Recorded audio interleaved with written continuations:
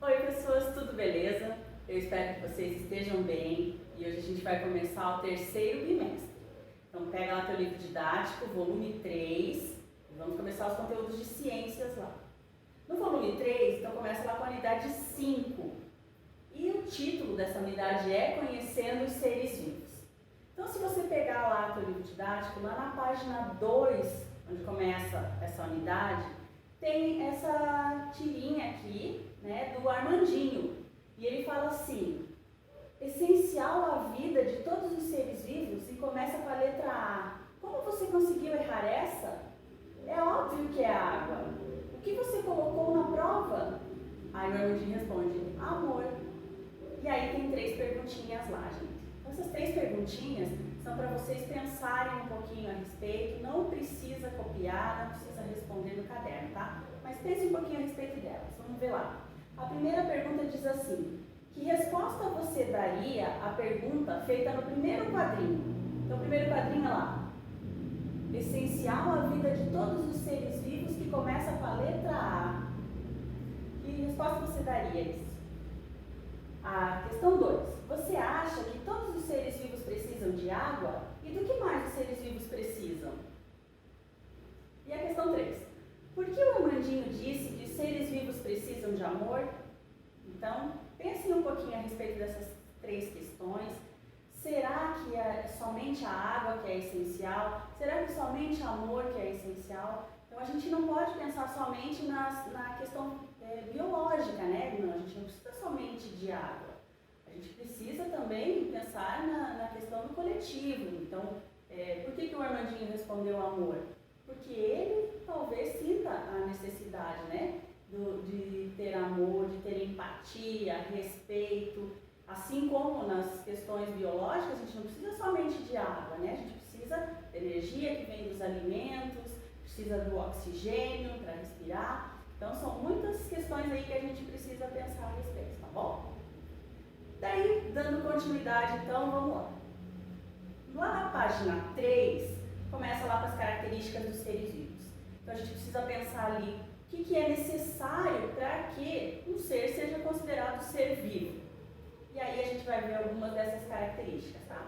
A gente sabe que existe uma diversidade muito grande no nosso planeta, né, de seres, e aí a gente vai começar estudando os seres que são vivos, os seres vivos, tá? Lembrando que eu estou comentando isso porque os vírus não são considerados seres vivos, tá? Existe lá uma discussão ainda na comunidade científica, mas a maioria dos cientistas diz que os vírus não são considerados seres vivos porque eles são parasitas obrigatórios, né? Eles precisam de uma célula para poder lá parasitar e poder se multiplicar, então por isso que eles não são considerados seres vivos, beleza? Então a gente vai falar agora então só dos seres vivos, que são inúmeros, né? E que características eles têm que ter para poder serem considerados seres vivos, né? Então vendo ali, ó, 9 milhões, cerca de 9 milhões de espécies de seres vivos que estima-se que existam, né? Porque a cada dia são descobertas novas espécies, não é mesmo? E aí, para conhecer a origem, a diversidade, eu preciso compreender aquilo que caracteriza mesmo um ser vivo, tá? Então, quais são as características principais? Presença de um ciclo de vida, reprodução, necessidade de energia, reação a estímulos e presença de célula. E aí a gente vai começar falando então um pouquinho sobre o ciclo de vida. Então, gente, uma característica que é importante lá dos seres vivos é ter um ciclo de vida que vai ter lá as transformações desse ciclo de vida, né? Então, como se inicia?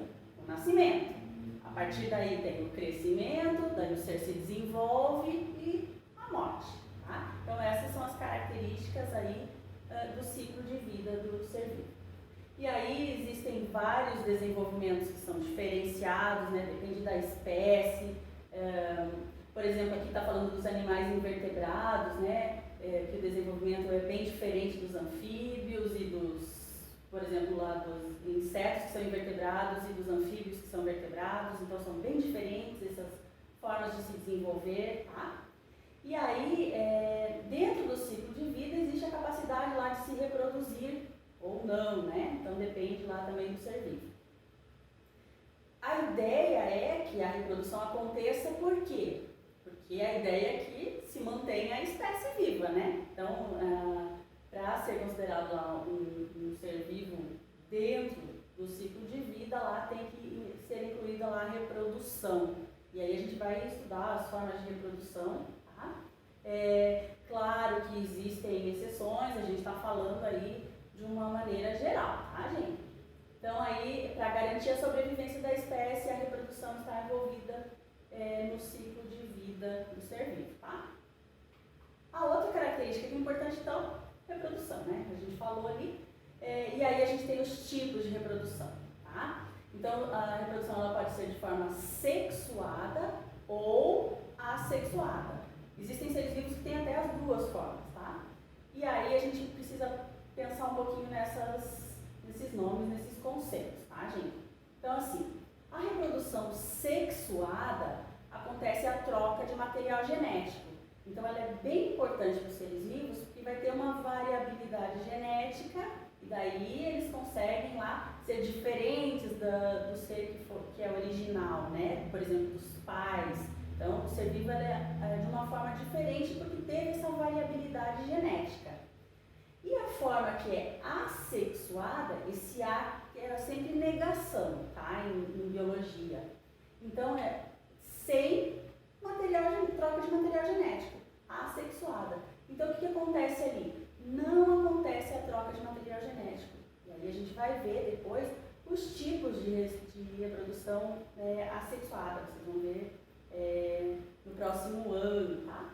E aí, voltando lá então, a reprodução sexuada que tem a troca de material genético, acontece lá a participação das células chamadas gametas.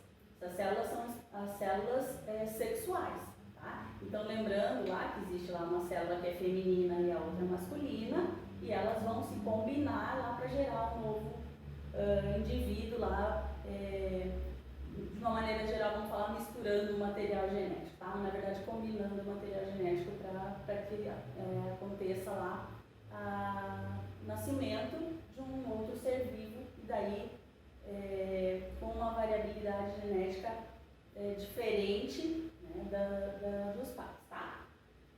Então, aí diz que a maioria dos animais e plantas apresenta a reprodução sexuada. Então, por quê? Porque para acontecer mesmo essa variabilidade genética e perpetuar a espécie, algumas características que são importantes, né? Aí fala que a reprodução assexuada é um recurso bastante utilizado no cultivo de certas plantas. Nesse caso, o produtor realiza a reprodução por mudas ou estacas para obter as mesmas características do ser original. E ali a gente já vai falar um pouquinho sobre isso. Então, só esse exemplo aqui, o que acontece? É bem comum de se fazer esse tipo de reprodução assexuada nessas plantinhas, conhecidas como suculentas, né? Então, o que acontece? É tirada lá uma folhinha, quando a folha já está adulta, e aí é colocada num local, num vaso, em algum recipiente, algum local separado, e aí ela vai dando origem a um novo ser, tá? Lembrando que esse novo ser é exatamente igual ao pai dele, né? Então, exatamente igual ao que deu origem, tá? Então, vai ter ali as mesmas características do ser original. Então, é uma forma de reprodução assexuada, sem a troca de gametas, beleza? Outra característica que é bem importante nos seres vivos é a necessidade de energia. E aí a gente tem uns conceitos que são importantes a gente ver, né? Por exemplo, as plantas e as algas, elas conseguem fazer a fotossíntese, né? Que é um mecanismo super importante, então é um processo importante para quê? Para que elas produzam o próprio alimento, tá? Então, esses seres que produzem o próprio alimento, eles são chamados de autótrofos. Ali, ó, autótrofos. Trófos é alimento e auto para si mesmo, né? Então, eles produzem o próprio alimento. Então, como eu falei para vocês, as algas e as plantas, né? Por quê? Porque elas têm a clorofila. E aí, lá, a clorofila, que é esse pigmento, né, ó, que vai dar cor verde lá para as plantas, Existem pigmentos de outras cores também, tá? Mas a clorofila ela vai fazer o processo da fotossíntese e daí vai fazer com que a planta e a alga produza o próprio alimento. E esse alimento é chamado de glicose. Tá? Então, autótrofos, os seres que produzem o próprio alimento. Como exemplo, as algas e as plantas. E os heterótrofos, lembrando que trófos é alimento e hétero é diferente, né? Então, heterótrofos são seres que precisam de outros seres para poder se alimentar. Tá? Então, no caso, que seres vivos são esses? Todos os animais, né? A gente pode dar de exemplo. E aí, inclusive, os seres humanos. São seres heterótrofos, tá? E aí tem um exemplo aqui, né, uma imagem que mostra o processo da fotossíntese, vocês já conhecem. Então, dei uma olhadinha lá no livro didático de vocês, relembrando aqui os passos da fotossíntese, tá bom? O processo de fotossíntese. Aí, uma outra característica que é importante é a reação a estímulos. E aí, o ser vivo vai reagir da forma que é característica dele, né? Então, cada ser vivo reage de uma forma diferente. Então, por exemplo, lá, os seres vivos respondem a estímulos do ambiente. E que estímulos que são esses? Podem ser lá quantidade de luz, né, ou muita luz, ou pouca luz, e daí o ser vivo vai responder de alguma forma. Né? A temperatura, se está mais quente, se está frio, a temperatura alta, a temperatura baixa. Na umidade, se está muito seco, se está muito úmido.